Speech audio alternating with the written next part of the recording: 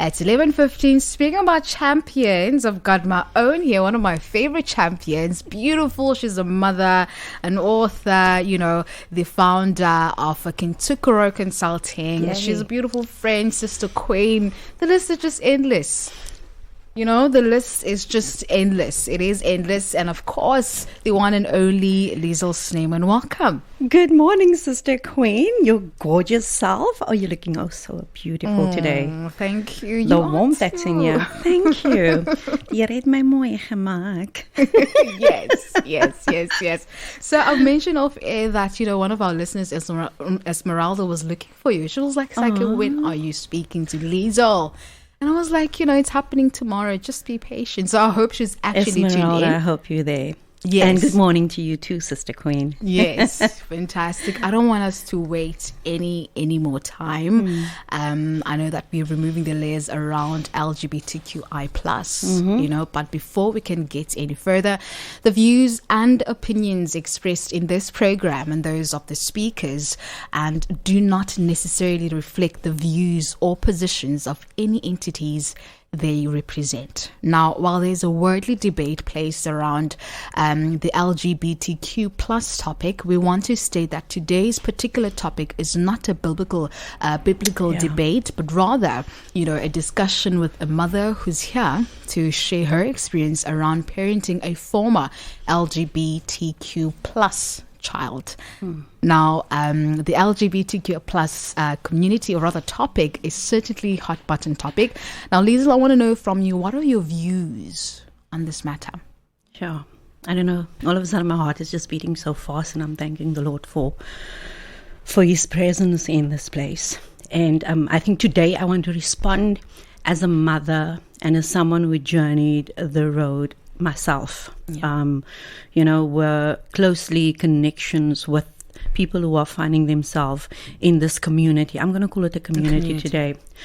And my story specifically started in 2009 when one of my closest cousins, I'm going to start there because I want you to understand the context. Okay. When one of my closest cousins came to me, and he came out because of the relationship that the two of us had. And I remember when he first approached me, how scared he was. Like, I was looking at him, and because he was one of my close cousins, I could hear his voice tremble as he was talking, because he knew my stance with regards to the sin, because it's a sin, right? Yeah. And as he was talking, all I felt was this deep compassion for him. And the more he was crying and trying to tell me where he's finding himself and how scared he was for rejection, and my love for him grew even more. And it was a strange feeling, but because our relationship was built upon love. So I was the one that he started then talking to. And because I felt the love, and as my heart increased in size for him, and he knew what my not experience, but my feel was what related to this topic. And at that time, I just found the Lord again. I think it was a year or 2 years after I reconnected with the Lord again. So I was a young Christian. Yeah. Shortly after that, when I then journeyed through the valley of the shadow of death, I just came out of my cancer treatment in 2011. No, in 2012. I then found out that my daughter was was in a relationship with another girl. And I remember how I felt when I saw or I heard about this. And the reason why I'm sharing this is because I wouldn't want any mother or daughter or parent and child to go through what I experienced. When my daughter's state came out at that point, I completely lost myself in my religious state of my mind.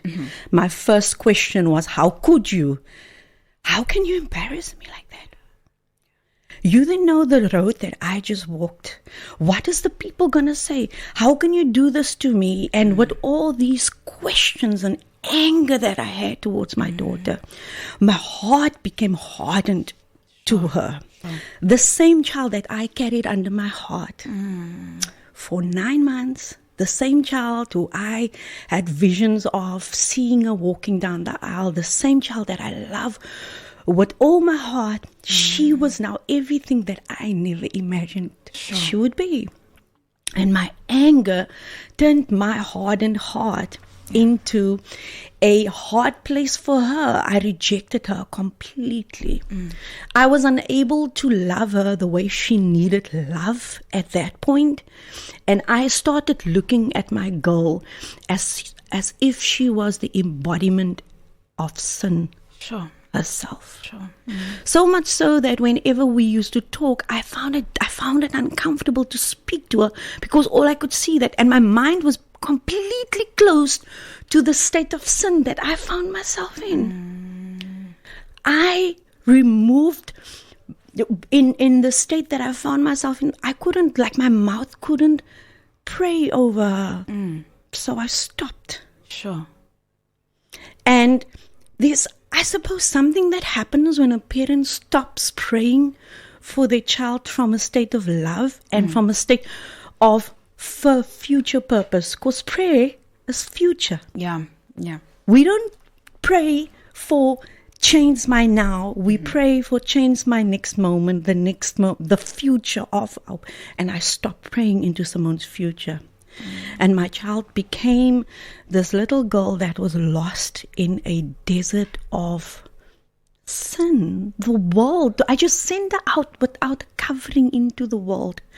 And our relationship became so badly severed that once myself and Simone reconciled, there was something that she said that really, like, as we were talking, because we needed to talk through the process, she said, "Mom, I suffocated in South Africa and I needed to get out."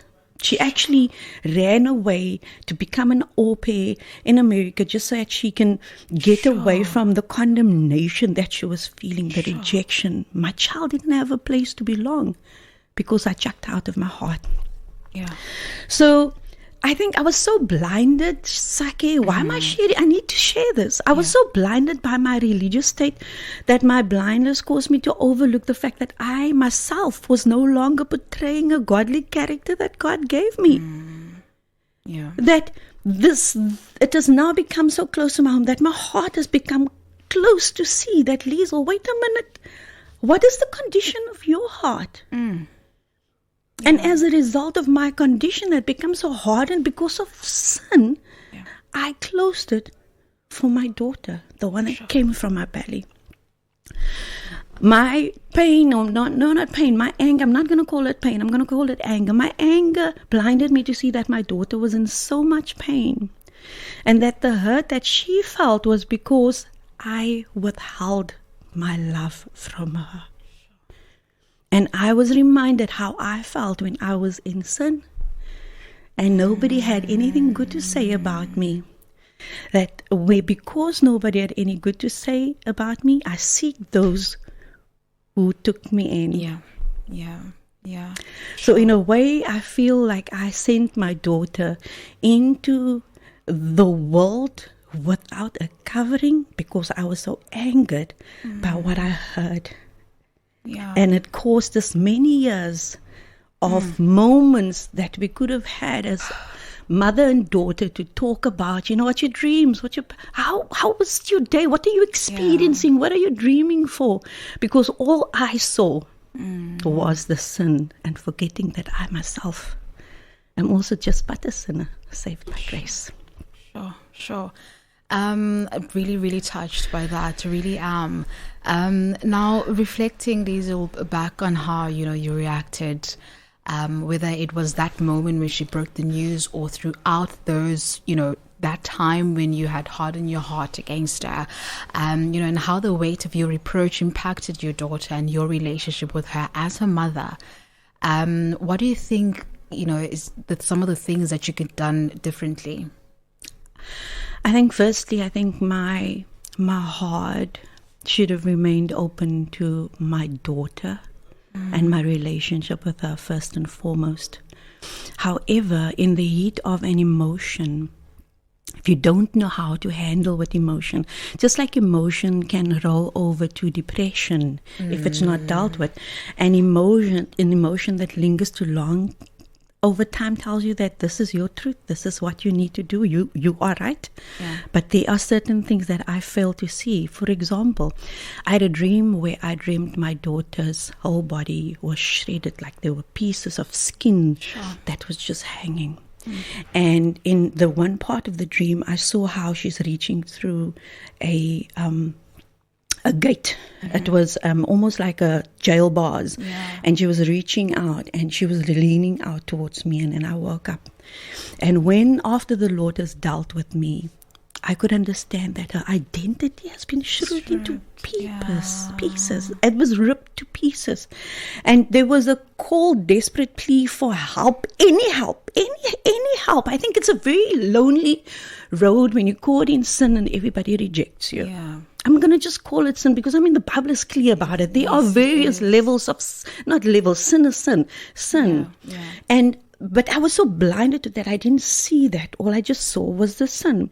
So I think for me, I had to remind myself after I had that dream and the Lord dealt with my heart and He showed me the condition of my heart and saying, Liesel, rend your heart before me and show me what your heart looks like. That I saw that as a mother, my responsibility of providing, protecting, guiding, correcting, teaching, preparing, modeling, encouraging and loving, I failed with that because I was just focused on what she was doing and not focused on the purpose that God still has for her. As my daughter, as a parent, I didn't give my daughter the fruit of the Spirit. I'm going to go there. As a parent, I didn't give my daughter the fruit of the Spirit that speaks about love. I'm talking about love. Not pretentious love. Love, joy, peace. I need to be a place of peace that she can come to and say, Mommy, I'm scared. Mommy, I don't know. I don't understand. But she couldn't because I rejected her. I need to be patient with her. I need to be kind with her. Let's speak about goodness and faithfulness and gentleness and self-control. So, very important. So what I failed and in gentleness, I needed somebody to walk alongside me. So yes, the church pray, but I needed somebody to remind me that I have a daughter that needs my love. I needed someone to remind me or coach me that through my emotions that I still need to honor God with the great commandment, and I need to honor the responsibility that He's given me, which is my child. So I need to honor my role as a mother. So God's commandment is very clear, and I don't want to go into that today because it's once again not a biblical topic, but the commandment is clear, love. So there's so much that I can say, but I want to say the following, that if a man is overtaken in any trespass, you who are a spiritual restorer, that we do it with gentleness. It's not me who say that. That's word. That we do it with gentleness so that we do not become and look at anything with reproach, because it closes the person's heart to hearing the gentleness that the Lord has placed inside of us. And the thing is, this emotion, if it's not dealt with, anger, disappointment, and all of that, if it's not dealt with, it leaves you with a layer of reproach, and then you place that reproach on other people because they are not finding themselves where you believe they need to be. But what is God's plan? And what is God's commandment for you? I'm grateful today that my daughter's my relationship with my daughter has been beautifully restored. We do serve a God of restoration. I'm glad today that my daughter she's on her way to becoming a mommy. She's already a mommy, I should say, because she's going to give birth soon. Congratulations to her, yes. She's a beautiful, beautiful woman. And I had to see the beauty that was inside of her all along. It was never gone. It was still there. It was still there. But so I believe that my life has almost become this manifestation of God's sovereignty and restorative power. That we need to acknowledge that it's in Him that the restorative power lays, and it's not in our own strength. Yeah. But I had to go through that process. I suppose to speak from a point of experience. Yes. That other parents do not have to go through that. Yes. That children do not have to go through what my daughter went through. She has not yet spoken about the loneliness that she experienced when there was no one. Myself, her father. Now that we are there, she doesn't want to get enough of us because there was moments when we weren't there for her. Yeah. And that hurts, saying it. But that is what I had to go through to understand that I never want to inflict that pain on anybody ever again. Yeah, and carry that message so that no one will be able to inflict that kind of pain. That's Sure, That's Liesel, right. I can really tell that that point in your life, looking back to it now and thinking about it and talking about it, resurfaces some sad and heartbreaking emotions. I mean, you are tearing up, and it's understandable. It's understandable. You're a mother, but I'm glad and praise be to God that your relationship with your daughter has been restored, and you both cannot get enough of each other. It's beautiful to have that, yes. I love that. Absolutely I love that. beautiful. Now, Liesel, what are some of your, closing words to a parent or a relative or a friend who's finding themselves where, someone they love or know are now confronted with a LGBTQ plus lifestyle? I think I want to make it as simple as I possibly can. That the earth and everything that is in it is the Lord's. Yeah. The earth and everything that is in it is the Lord, and your child is God's. And your child is your responsibility. Don't stop loving. It's okay to get anger, but don't sin. Yeah. It's biblical. Sure. It's okay to get angry, feel disappointed, but don't forget your responsibility as a parent. Yeah. Yeah. Search your heart above all things. Allow the Holy Spirit to guide you. Find somebody that can, again, that whole thing about who's spiritually sound, but also practically sharp. Because we need to apply practical steps to ensure that we don't send our children without a covering. Yes, we cannot decide for our children. Every person's journey is their own, but the covering is important. Let's not get distracted with what we see and not allowing God to use us for what we do not see or can even comprehend. Sure. I want to stop it there. Sure. That is really, really powerful. Esmeralda, yes, she's tuned in. Thank you so much, Essie. She's saying, morning, Sakhe and Liesel. Yes, I'm tuned in. Such an important topic. Thanks so much. Wow, Liesel, your testimony is so direct, so raw, so honest. Thanks so much for that. We as parents needed to hear this testimony. And she's also appreciative of this lot. And really, man, just to remind, some of the parents of things that we go through, that we have to go through so that many can be saved by our testimonies. Simone. That's my daughter. Oh, Simone. Hi. Congratulations. Welcome to motherhood. If it's your first, is it a first time? First baby, yes. Welcome to motherhood. She's saying, I'm in tears. Right now, the only words I have is that I love you, Mommy. I'm extremely thankful for our journey, Mommy. You're amazing. God. I love you too, girlie. Sure. Anastasia is saying, I love this. This mother learned that we are all sinners and that no sin is unforgivable by God. We tend to forget about the fruit of the Spirit that all of us Christians are supposed to embody. Jesus showed love and kindness even to the tax collectors and prostitutes. Love forgives all things. Yeah. Sure. And it goes back to what it says, that love covers a multitude, of sin and all things. Sure. Liesel, thank you so much. Yet another conversation and topic, that is very, very much needed. And I can only there's pray. more solace there. Milsal, yes. Yes. Milsal is saying, good morning, ladies. What a needed topic. I agree on that. Saying one thing I can say, being caught in a homosexual relationship for 1 year and 9 months, is that the only thing that can penetrate the sin and shame and the spirit is that homosexuality was love, not the harsh words, not the scolding, but love, not to condone, but to love them through the season. Jesus came to give love, and that is how he redeemed us, through love. Wow. Powerful. Powerful. Amazing. Thank you so much to everyone with your comments. Really appreciate it. And Liesel, thank you so much for your time and you sharing your heart and wearing it on your sleeves, so that, your story, your testimony can save many families, many families,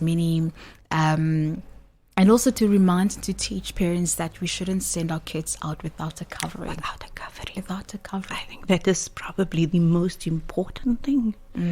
Because our covering is there for a reason. Like God is our covering over our marriage, husband over the wife, parents over the children. The covering is important. It is. And allow God to do the rest. Yeah. Thank you so much. It's 11:36 right here on Ain't Season. Sure, my heart is heavy and also light. Does that make sense? Heavy and light. I can relate to that. Yes, laughter. Love it. Love it. God is really good indeed. He is good.